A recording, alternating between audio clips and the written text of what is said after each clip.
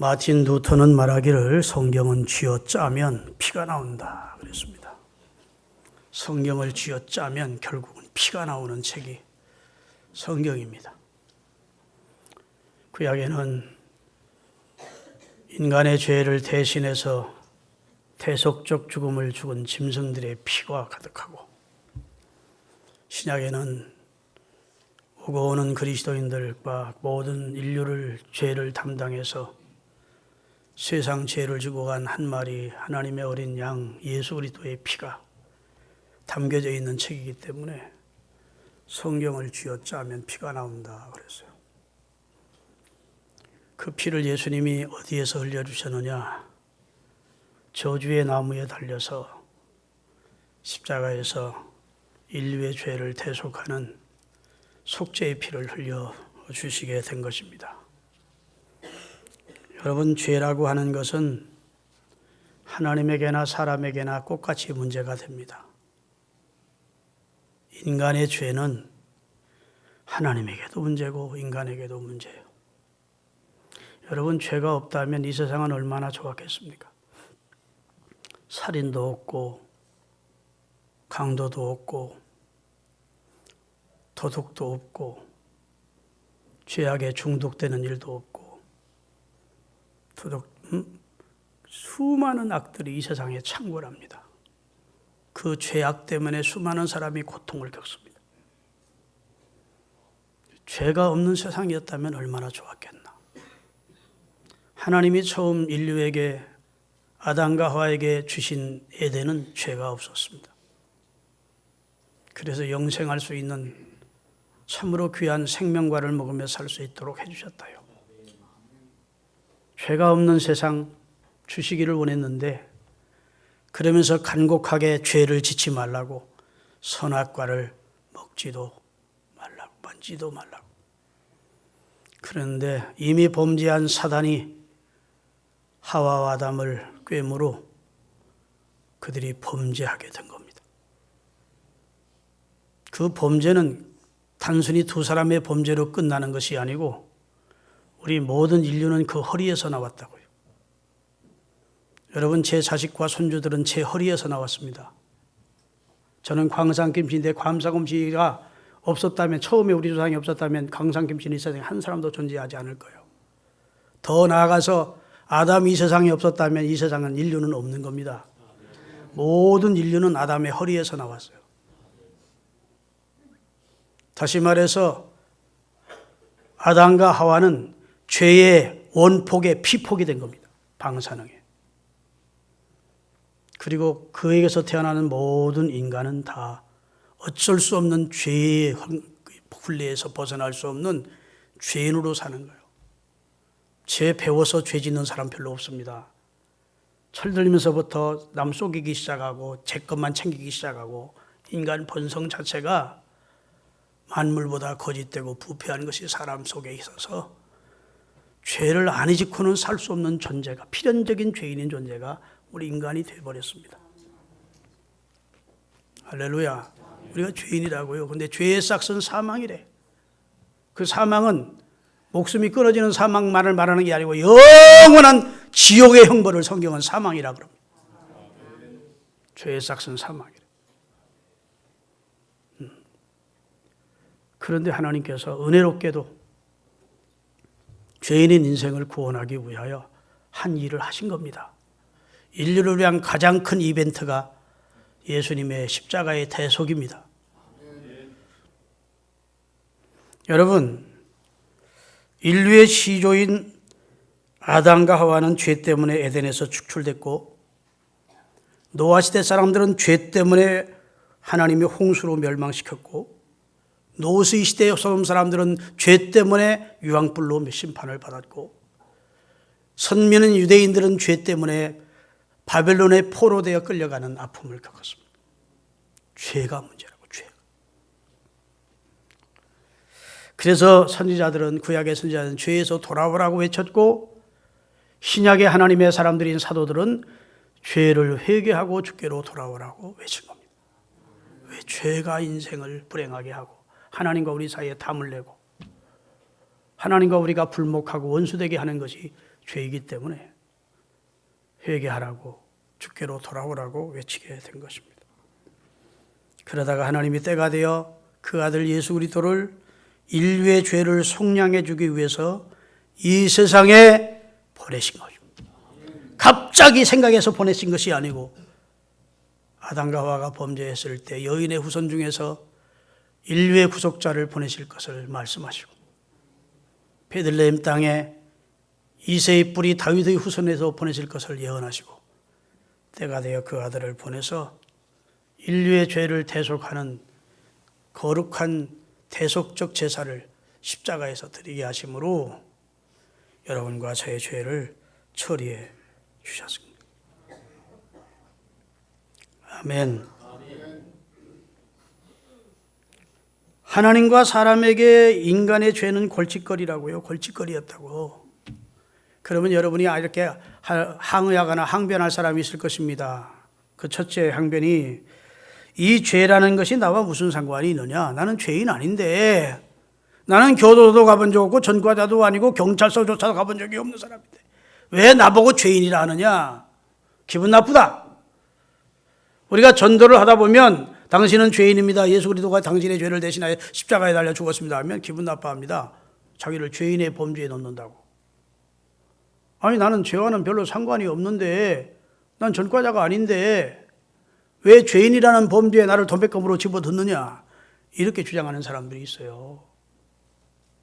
그런데 성경은 밝히 이 땅에 있는 모든 인류는 의인은 하나도 없고 다 죄인이래. 아멘. 입술로는 속임을 베풀고 마음은 부패하고 행동으로는 거짓된 행동을 하는 인간은 하나님 앞에 죄인이래요.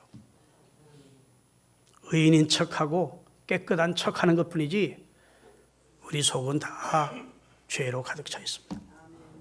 솔직히 그 사실을 인정하시면 아멘 하십시다. 이 문제의 답은 나왔어. 인간은 죄인이구나. 두 번째로, 내가 죄인인 것을 인정한다 해도 내가 죄인이라는 것과 하나님이 무슨 직접적인 관계가 있느냐?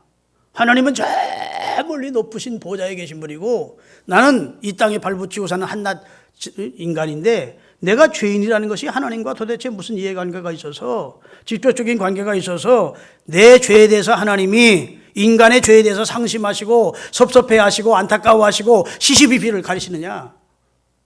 그게 무슨 상관이 있어? 하나님이 내가 죄인이라는 것과 하나님 무슨 직접적인 관계가 있습니까? 이해관계가 있습니까? 이렇게 항변할 사람이 있습니다. 하나님은 우리 인간이 죄인이라는 것에 이해관계가 있습니다. 왜냐하면 하나님은 인간이 모든 피조물 중에 가장 심혈을 기울여서 자신의 형상을 담아 지어내신 걸작품인데 그 걸작품이 고장이 나버린 거예요. 그러니 하나님이 안타까운 거예요. 그걸 고치는 거죠. 할렐루야. 완전히 오염돼 버린 거예요. 그걸 씻어주기 시작하는 거예요.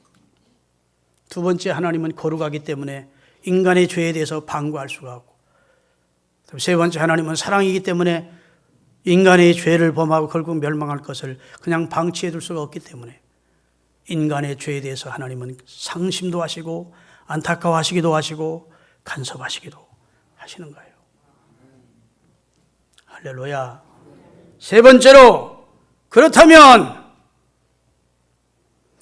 상심만 하지 마시고 간섭만 하지 마시고 인간이 죄인이라는 사실을 그냥 몽땅 백지 상태로 돌려서 죄를 단번에 탕감해 주시면 되지 않느냐. 인간이 범죄를 했는데 범죄하지 않은 상태로, 백지 상태로 하나님이 깨끗이 용서해 주시면 되지 않느냐. 이렇게 주장하는 사람이 있을 수 있습니다. 그러나 죄를 용서한다는 것은 이토록 식은 죽 먹듯이 그립게 쉽게 되어질 성질의 것이 아니에요. 신학자 바빙이라는 사람은 말하기를, 만일 하나님께서 죄를 처벌하지 않으시면 그것은 하나님이 선과 악을, 의와 불의를 동등시하는 것이요 자신의 거룩함을 거역하는 것이다. 하나님은 자신이 거룩하기에 의와 불의를, 선과 악을 동일시 볼 수가 없는 것입니다. 할렐루야. 그래서 마틴 루터는 이렇게 말했습니다. 하나님은 어떻게 해서든 죄인을 구원하시고 용서하시려는 사랑의 하나님이신 동시에, 잘 들으세요. 하나님은 어떻게 하시든지 죄인된 인간을 용서하시고 구원해 주시려는 사랑의 하나님인 동시에 하나님은 어떻게 해서든 죄인을 징계하고 처벌하시려는 공의의 하나님이기도 하시다. 최고의 걸작품인 인간을 다 진멸시키고 지옥 보내자니 하나님의 사랑이 용납이 안 되고, 그렇다고 범죄한 인생을 다 천국 보내시자니 하나님의 공의가 용납이 안 되는 거예요. 그래서 내놓은 것이 대속입니다. 대신 죄값을 치러주는 자가 필요해서 하나님이 그 아들을 우리 인류의 죄를 대신해서 대속적 죽음을 담당할 자로 보내주신 거예요. 죄인이 구원받는 길을 열어놓으셨는데 바로 하나님의 아들, 죄 없으신 그분이 십자가를 통한 대속의 길을 열어놓은 겁니다. 할렐루야. 그래서 신학자 하르낙이라는 사람은 말하기를, 따라하겠습니다. 십자가는 죄에 대한 하나님의 진노인 동시에 죄인에 대한 하나님의 사랑이다.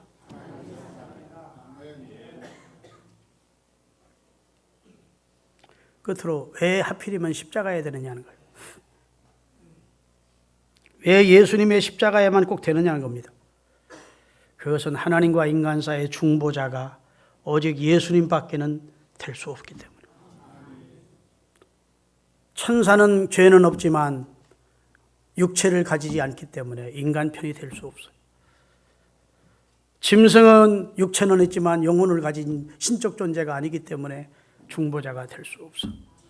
인간은 죄인이기에, 스스로가 죄인이기에 자기 죄를 자기가 처리해 줄 수 없어. 자기 죄도 감당을 못하는, 할 수 없이 죄 없으신 하나님과 인간 사이에 중보자가 되시를, 그래서 하나님도 되시고 인간도 되시기 위하여 성육신하신 예수님을 육체를 입고 보내셔서 한 손으로는 하나님의 손을 잡고 한 손으로는 우리 인간, 죄인된 인간의 손을 잡고 십자가에 달려 죽으심으로 하나님과 우리 사이를 화목케 해서 우리로 십자가에서 그 사실을 믿는 자는 구원받게 하셨다.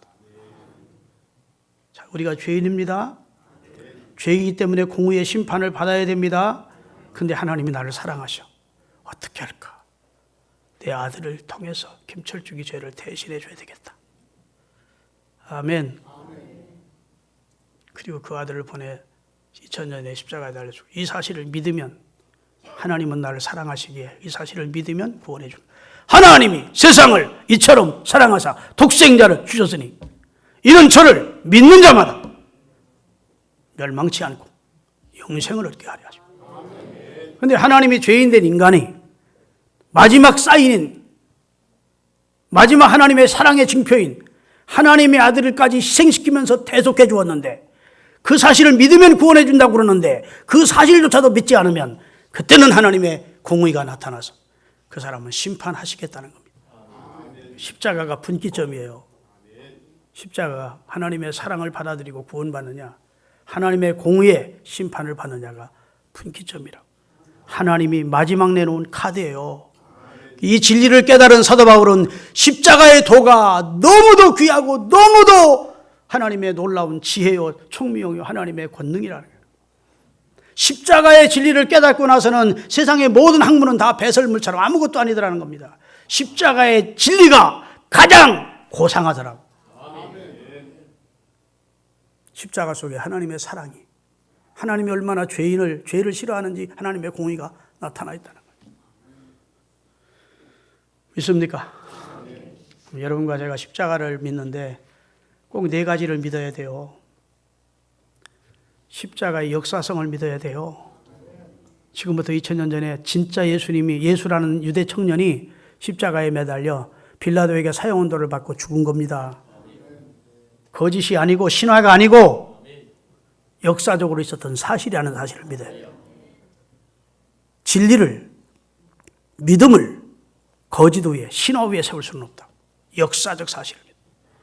두 번째, 예수님이 왜 십자가에 달려 죽었느냐? 교리적 사실을 믿어야 돼요. 따라서 십자가에 교리적 사실을 믿어야 된다.